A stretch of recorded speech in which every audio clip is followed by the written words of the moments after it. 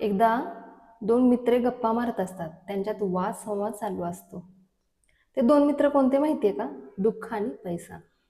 दुःखाचं म्हणणं असतं की मी ज्यावेळेस माणसाच्या आयुष्यात जातो त्यावेळेस माणसं दुःखी होतात, मला घाबरतात, मला म्हणजे नकोसं वाटतं मी माणसांना, असं त्याचं म्हणणं असतं. आणि तो म्हणतो की पैसा, तू जर त्यांच्या आयुष्यात असेल तर सगळेच आनंदी राहतात, तुला सगळेजण प्रेम करतात, तू हवा हवासा वाटतोस.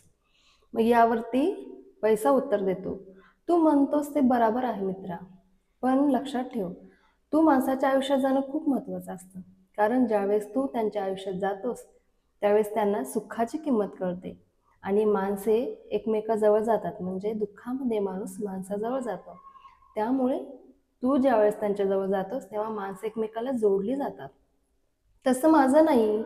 कारण की ज्यावेळेस मी त्यांच्या आयुष्यात जातो त्यावेळेस ते म्हणजे दुःख तर विसरतात, आनंदी राहतात, समाधानी राहतात. पण ज्यावेळेस ते मला मिळवण्यासाठी प्रयत्नात असतात ना, त्यावेळेस त्यांची खूप धावपळ चालू असते. आणि ज्यावेळेस मला मिळवतात, मी त्यांच्या आयुष्यात जातो, त्यावेळेस ते आनंदी तर राहतात, पण त्यांच्यापासून माणसं दुरावली जातात.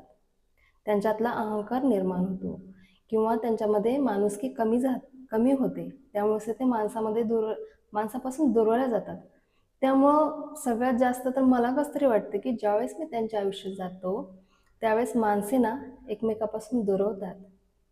तर या गोष्टीतनं आपल्याला हे समजतं की जरी आपल्याला आपल्या आयुष्यामध्ये पैसा तर गरजेचा आहेच, पण त्याचबरोबर आपल्याला आपल्या जवळची माणसे, मित्रमंडळी पण खूप गरजेचं असतात.